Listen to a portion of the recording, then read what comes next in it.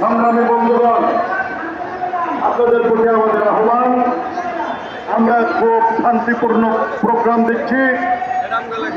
আগামী 3-4 দিনের মধ্যে এই মামলা সম্পূর্ণভাবে প্রত্যাহার করার জন্য আমরা মামলা করব এবং সেই মামলায় আমরা নিশ্চয়ই বিজয়ী হব। তারপরেও যদি প্রশাসনিক ক্ষমতা বলে এই সরকার ব্যাটারি রিক্সা বন্ধ করতে চায়, তাহলে 1 ডিসেম্বর থেকে বাংলাদেশ বন্ধ হয়ে যাবে। এই আমাদের প্রত্যয়, এই আমাদের ঘোষণা। সুতরাং আমি আর কথা বাড়াবো না। সবাইকে বাংলাদেশ শ্রমিক ফেডারেশনের পক্ষ থেকে আন্তরিক শুভেচ্ছা, সংগ্রামী শুভেচ্ছা। এসএসপির পক্ষ থেকে সংগ্রামী শুভেচ্ছা। এসএসপি হলো 21টি জাতীয় ভিত্তিক শ্রমিক সংগঠনের নেতৃত্বে গঠিত একটি শ্রমিক জোট। এই জোট 3 বছর আগে গঠিত হয়েছে। আমরা শ্রমিক জাতির সাথে আছি। আমরা 25,000 লোকের একটা কনভেনশন, শ্রমিকের কনভেনশন করেছি মতিঝিলে। আপনাদের মনে আছে গত বছর। আমরা সামনের দিকে এই সংগ্রামকে এগোমান করার জন্য আরও এগিয়ে যাব।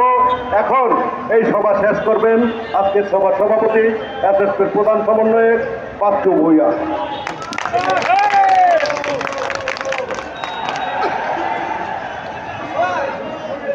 সম্মানিত উপস্থিতি, আপনারা যখন নেতৃবৃন্দের বক্তব্য শুনছেন, আমরা পরিষ্কার বলে দিতে চাই যে বাংলাদেশে ছাত্র শ্রমিক জনতার যে অগণ অবস্থান, সেই অবস্থানের সময় আমরা রাজপথে দেখেছি যখন কোনো ছাত্র বা শ্রমিক আহত হয়েছে, রাস্তায় পড়েছিলেন, তখন একমাত্র এই রিক্সা চালকরাই তাকে রিক্সায় তুলে হাসপাতালে নিয়েছে।